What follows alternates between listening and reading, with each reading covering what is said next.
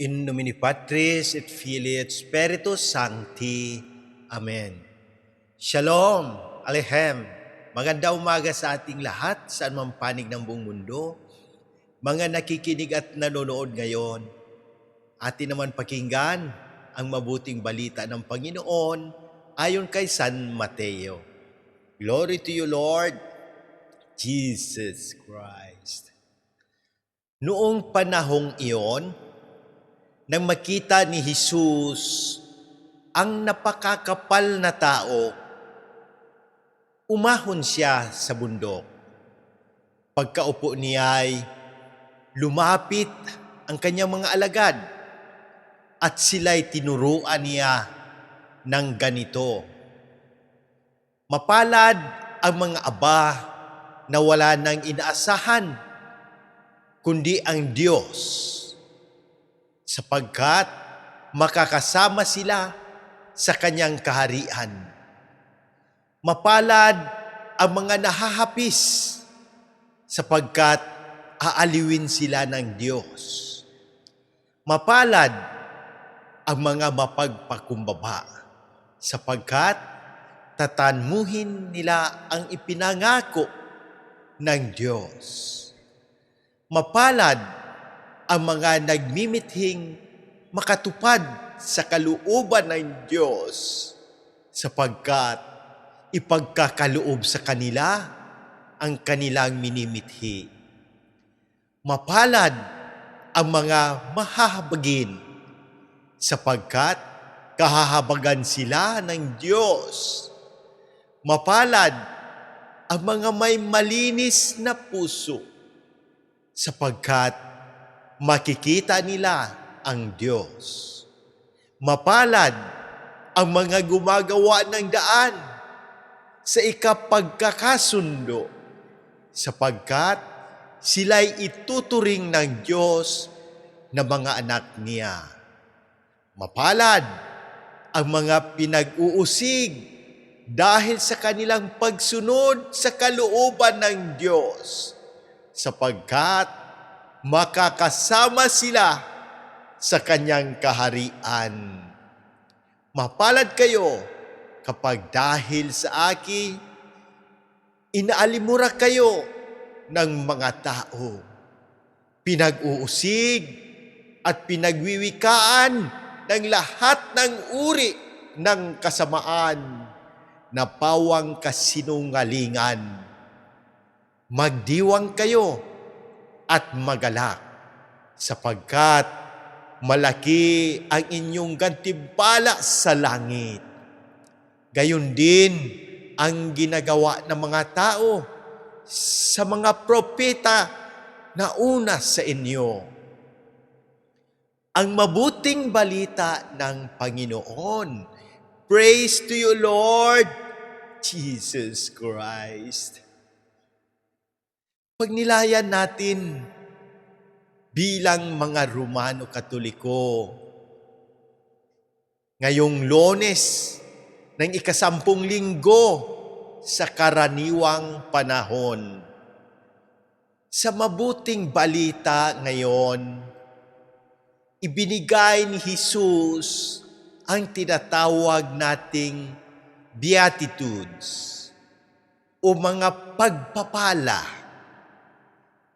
Sa mata ng mundo, ang mapalad ay mayaman, sikat, makapangyarihan, at maraming followers. Pero sa mata ng Diyos, mapalad ang mapagpakumbaba, mahabagin, malinis ang puso, at nanatiling tapat kahit inuusig. Napakaganda ring pagnilayan ang unang pagbasa tungkol kay Propeta Elias. Sa gitna ng tagutom at panganib, hindi siya pinabayaan ng Diyos. Gumamit pa ang Panginoon ng mga uwak upang dalhan siya ng pagkain. Dito natin nakikita na kapag tayo ay sumusunod sa Diyos, may paraan siya upang tayo ay alagaan kahit sa mga sitwasyon tila imposible. Totoo ang sinabi ng awit. Sa mga panganib, ika'y ililigtas nitong Panginoon siyang mag-iingat. Sa panahon ngayon, maraming pagsubok sa pananampalataya. Maraming nagtatalo, nag-aaway, at nagkakawatak-watak dahil sa iba't ibang paniniwala. Minsan, may mga taong laging nagsasabing sila lamang ang ligtas. Pero maya-maya, makikita mo sa social media na sila rin ang unang nagmumura, naninira, at nanghuhusga. Parang ganito, sabi niya, mahal niya si Jesus, pero mas marami pa siyang kaaway kaysa kaibigan. O kaya, araw-araw may Bible verse sa profile, pero kapag may hindi nakauyon sa opinion niya, parang nawawala agad ang bunga ng Espiritu Santo. Nakakatawa man pakinggan, pero may katotohanan. Bilang mga Katoliko, hindi sapat ang pag-post ng Bible verse. Magsuot ng religious shirt o mag-share ng mga quote tungkol sa Diyos. Ang tunay na sukatan ay kung paano tayo magmahal, magpatawad, at mamuhay ayon sa Ebanghelyo. Hindi sinabi ni Jesus, mapalad ang laging tama sa comment section, kundi mapalad ang mga gumagawa ng daan sa ikapagkakasundo.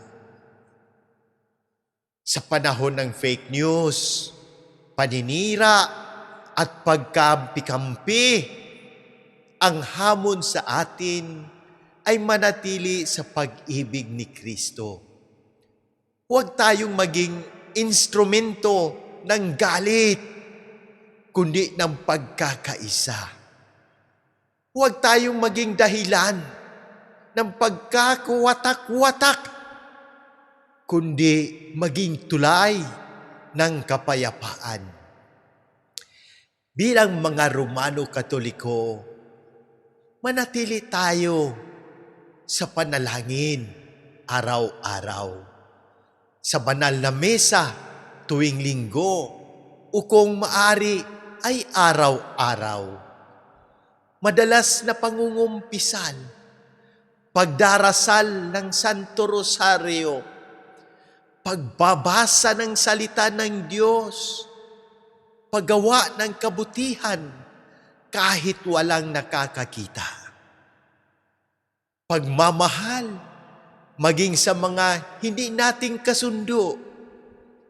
Tandaan natin, ang tunay na Kristiyano ay hindi nakikilala sa dami ng kanyang sinasabi, kundi sa dami ng kanyang pagmamahal.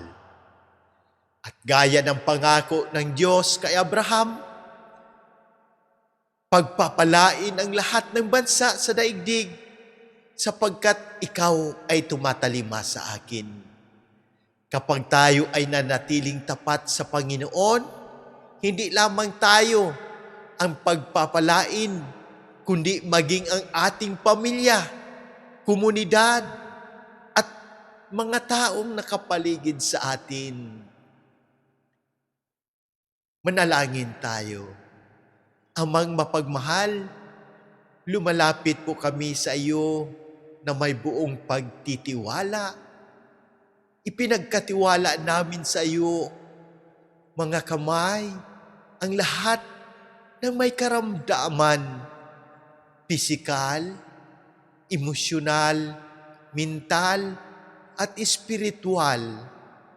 Ipinapanalangin namin ang agarang pagaling ni na Monsignor Ismael, Padre Arnel, Padre Ayan, Padre Lorenzo Boots, Padre Boy, Raul, Jonah, Adela, Fatima, Raymond Lawrence, Faith, Rino, Rochelle, Irene, Ami, Josefina, Elvera, Cecilio, at ang aming buong pamilya.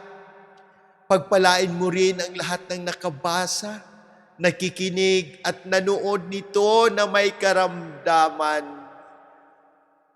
Bigyan mo sila ng lakas, pag-asa at kagalingan ayon sa iyong banal na kalooban. Gabayan mo ang aming mahal na Santo Papa Pope Leo XIV, ang lahat ng mga obispo, mga pari, aming kura paroko, Monsignor Claro Calhuya, Sister Sara, Jerry, Erlinda, at ang lahat ng mga lingkod ng simbahan. Pagpalain mo rin ang pamahalaan ng Pilipinas, ang aming Presidente Ferdinand Marcos Jr., upang mamuno ng may katotohanan, katarungan at malasakit sa bayan.